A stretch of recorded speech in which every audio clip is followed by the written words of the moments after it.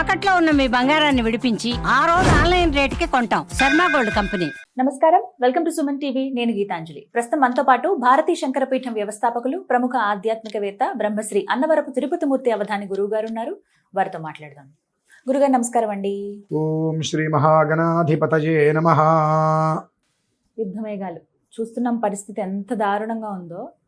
మొట్టమొదట అటువైపు నుంచి ఉగ్రవాదుల నుంచి వచ్చిన అటాక్ చూసాము. ఆ తర్వాత ఆపరేషన్ సింధూర్ సక్సెస్ అయింది అనుకునే లోపే ఎక్స్పెక్ట్ చేశారు ఖచ్చితంగా వాళ్ళ నుంచి మళ్ళీ ప్రతిదాడి ఉంటుందని. దానికి మళ్ళీ మన వాళ్ళు కానీ వెంటనే చేశారు. ఈసారి ఏంటంటే అసలు ఎంత భయం వేసిందో నిజంగా చెప్పాలంటే. కాళరాత్రి వాళ్ళైతే అసలు ఈ దాడికి దీపావళి వాళ్ళకి ఇవాళ అంత కాళరాత్రే. పాకిస్తాన్ వాళ్ళకి అసలు నిద్ర లేదు. అందరూ వాళ్ళు కూడా అలాగే యుద్ధం చేస్తూ ఉన్నారు. మన వాళ్ళు సమర్థవంతంగా తిప్పికొడుతూ ఉన్నారు. అయితే ఈ నేపథ్యంలో భయం ఎక్కడ ప్రారంభమైందంటేనండి, దేశవ్యాప్తంగా ఇంకెక్కడన్నా ఉంటుందా? ఇప్పుడు బార్డర్లో మన వాళ్ళు కాపు కాస్తున్నారు, అక్కడి వరకు బాగానే ఉంది. ఇక అక్కడి నుంచి ఇంకేమైనా ముప్పు ఉందా అంటే నేను అడగబోయేది. హైదరాబాద్ కావచ్చు, వైజాగ్ కానీ ఈ ప్రాంతాలపైన ఎక్కువగా నిఘా ఉంది. ఇక్కడ మాక్ డ్రిల్స్ అవి చేయడం కూడా చూసాము. అంటే జ్యోతిషపరంగా మాట్లాడుకుంటే అసలు ఎలా ఉంది, ముందుగా తెలుస్తుందా మనకి? ఎట్లా ఉంటుందంటారు? తప్పకుండా అమ్మ, మీరు ఇప్పుడు ఒక మాట అన్నారు చూసారంటే, ముందుగా తెలుస్తుందా అని. మనకు షష్ఠగ్రహ కూటమి వచ్చింది. ఆ షష్ఠగ్రహ కూటమికి ఒక 15 రోజులు వెనక్కి వెళ్తే ఇదే విషయం గురించి మాట్లాడుకున్నామమ్మా. చెప్పారు. ఈ షష్ఠగ్రహ కూటమి ప్రభావం మే 31 వరకు ఉంటుంది. ఆ మే 31 వరకు కూడా యుద్ధ ప్రతిపాదిక వాతావరణం చూస్తాము. మ్యాప్లో దేశాలు కొట్టుకుపోయే పరిస్థితి కూడా ఉంటుంది అని మనం చాలా వివరంగా చెప్పుకున్నాం. ఆ రోజు నాడు ఏదైతే అక్షరం చెప్పుకున్నామో ఇవాళ ప్రతి అక్షరము వాస్తవంగా నడుస్తుంది. ఒక్కసారి 15 రోజుల క్రితం, ఇది షష్ఠగ్రహ కూటమికి 15 రోజుల క్రితం వీడియో చూస్తే ఇవాళ జరుగుతున్నది మొత్తం అక్కడ మనం చెప్పింది ఉందండి, కళ్ళ కట్టినట్టుగా. ఆ గ్రహ కూటమి ప్రభావం మే 31 వరకు ఉంటుంది. మే 31 వరకు కూడా యుద్ధ ప్రతిపాదిక వాతావరణం అనేటువంటి చాలా ఎక్కువగా ఉంటుంది. ఎలాంటి ఉపద్రవాలు, విస్ఫోటనాలు మనం చూడక తప్పదు అనేటువంటిది కూడా మనం చెప్పుకున్నాము. ఇప్పుడు భాగ్యనగరానికి కూడా పొంచి ఉందండి. అవునా గురువు గారు? అమ్మో, అది ఒక మాట అయితే చెప్తాను జనాలకు, సామూహికంగా సమూహంగా ఎక్కడ ఉండవద్దు. ఏ క్షణాన్ని ఎలాంటి విస్ఫోటనాలు జరుగుతాయో, ఎలాంటి దూష ప్రభావం అంటారు దాన్ని, అంటే మంచి చెడు అనేటువంటి విషయాన్ని వదిలేసి ఎక్కడో జరుగుతుంది కాబట్టి మా దేశం మీద జరుగుతుంది అనుకుంటూ ఈ దేశంలో ఉంటూ ఈ దేశం తిండి తింటూ ఇక్కడ ఉన్నటువంటి కొంతమంది చేసేటువంటి దుష్ప్రవర్తన దారుణాతి దారుణంగా మాత్రం మనం చూడటానికి ఎక్కువ అవకాశాలు ఉన్నాయి. 31 లోపు ఉంటుందండి. 31 తర్వాత ఒక రకమైన ప్రశాంతత వాతావరణం చూస్తాం. కాషాయ జెండా ఎగరేస్తాము, తెల్ల జెండాలు ఎగరేస్తాం, అన్నీ అది వేరే విషయం. కానీ 31 లోపు నాకు ఇప్పుడు భయం వేస్తుంది. రేపు మనకు పుష్కరాలు జరుగుతున్నాయి. మొత్తం మన అనేటువంటిది సరస్వతి నది పుట్టినటువంటిది బద్రీనాథ్. అక్కడ తర్వాత ఈ యొక్క కుంభమేళా మొన్న జరిగింది. ఇవన్నీ కూడా మాక్సిమం ఆపేశారు, అక్కడ మొత్తం బ్లాక్ చేశారు, ఆపేశారు.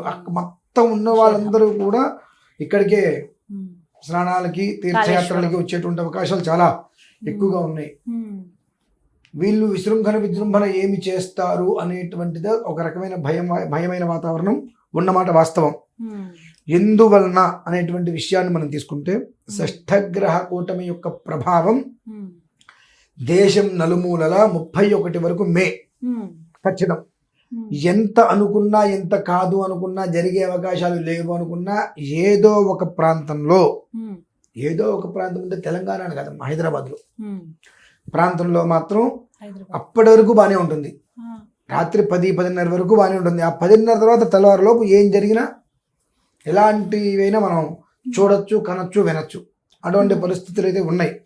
కనుక ఇప్పటికైనా కొన్ని విషయాలు మనం గమనించుకొని కొంతమందికి దూరంగా ఉంటూ, కొన్ని ప్రాంతాలకి దూరంగా ఉంటూ మనల్ని మనం కాపాడుకుంటే మన తల్లిదండ్రుల గర్భశోకాలు లేకుండా ఉంటాయి. నలుగురితో వెళ్ళి సమూహంగా వెళ్ళటము అనేటువంటివి చాలా జాగ్రత్తగా ఉండాలి. ఈ రోజు నుంచి 31వ తారీఖు వరకు దినదిన గంట 100 ఇష్యూ. సినిమా హాల్కి వెళ్లే వాళ్ళు కానివ్వండి, పార్కులకి వెళ్లే వాళ్ళు, వీళ్ళందరూ కూడా తస్మాత్ జాగ్రత్త. ఈ మాట నేను చెబితే నేను భయపెడుతున్నాను అనుకుని రకరకాలుగా నా గురించి ఇష్టం వచ్చినట్టు మాట్లాడతారు. మంచిది, తప్పులేదు. నువ్వు నన్ను ఎన్ని తిట్టినా నువ్వు బాగుంటే చాలు. నన్ను ఎన్నన్నా పర్లేదు, పడతా. చెప్పడం అలవాటైన వాళ్ళకి పట్టం కూడా అలవాటు కావాలమ్మా. పడతా. కాకపోతే మీరందరూ క్షేమంగా ఉంటే బాగుంటుంది అనేటువంటిది నా కాంక్ష అండి. ఎందువల్లనంటే నిన్న ఒక విషయం చెప్పుకున్నాము.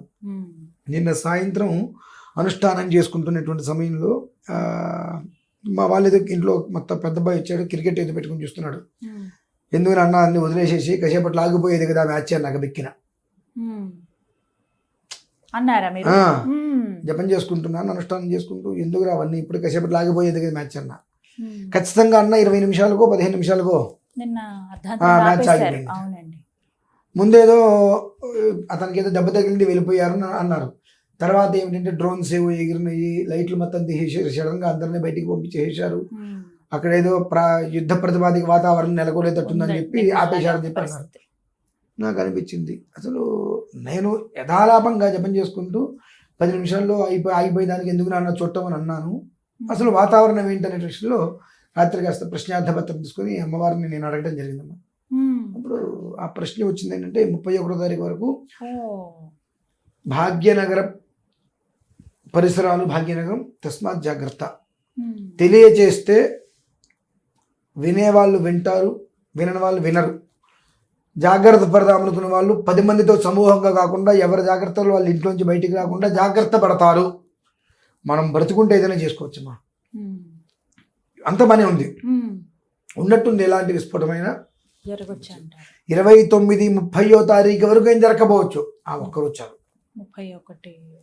కాకపోతే 31వ తారీఖు వరకు తస్మాత్ జాగ్రత్త అని మాత్రం నేను చెప్పుకుంటా. ఈ విషయం గురించి ఇదే ఈ మన హైదరాబాదు పరిసరాల్లో ఈ రకమైన పరిస్థితులు నెలకొల్తాయి అనేటువంటి విషయాన్ని కూడా షష్టగ్రహ కూటమి ముందు నేను చెప్పానమ్మా. ముందు మాట్లాడారు వీటి గురించి. ఇదే విషయాన్ని ఒకటి కదా కనీసం ఒక 8-9 వీడియోస్ నేను వివరంగా చెప్పా. అంటే ఒక ప్రమాదం జరుగుతుంది అని హెచ్చరించినప్పుడు జరిగినప్పుడు చూద్దాంలే అనుకుంటారు. చూడటానికి ఏం లేదమ్మా. ఇప్పుడు మన భారతదేశంలో చాలా ప్రమాదాలు ఉన్నాయి, దాని ప్రభావమే. అన్ని చోట్ల ఏమో కానివ్వండి, మన భాగ్యనగరానికి ఓల్డ్ సిటీ అటువైపు మాత్రం మనం చాలా జాగ్రత్తగా ఉండవలసిన అవసరం అయితే ఎంతైనా ఉంది. ఎవరిని భయపెట్టట్లేదు.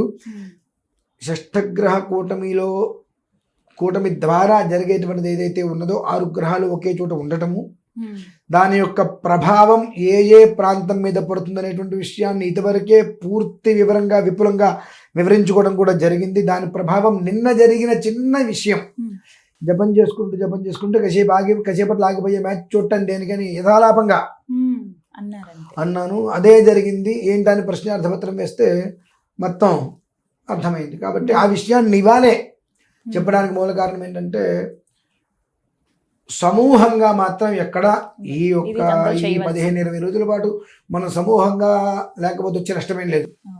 కాకపోతే వచ్చింది ఏంటంటే గురువుగారు వేసవి సెలవులు, వేరే రాష్ట్రాల నుంచి కూడా అందరూ వచ్చి ఉండడం, అందుకే ప్రతి చోట కూడా చాలా రద్దీగా కనబడుతుంది. ఇక వీకెండ్స్ అయితే చెప్పక్కర్లేదు, హైదరాబాద్ ఎలా ఉంటాయో ప్రాంతాలు. ఈ నేపథ్యంలో కాస్త జాగ్రత్త. ఒక మాట చెప్తాను, మనం కొన్ని సంవత్సరాల క్రితం చాదర్ ఘాట్ గురించి ఒకటి మనం అటువంటిది పునరావృతం అయ్యే అవకాశాలు ఉన్నాయి, జాగ్రత్త. కోటి దగ్గర జరిగింది ఆ చాదర్ ఘాట్ బాంబులు అవి అయిపోయినాయి కదండి. అటువంటి ఒక్క పరిస్థితులు ఏ క్షణాన ఏ మూలైనా సరే జరగడానికైతే సంసిద్ధంగా వ్యవహారాలు నడుస్తున్నాయి.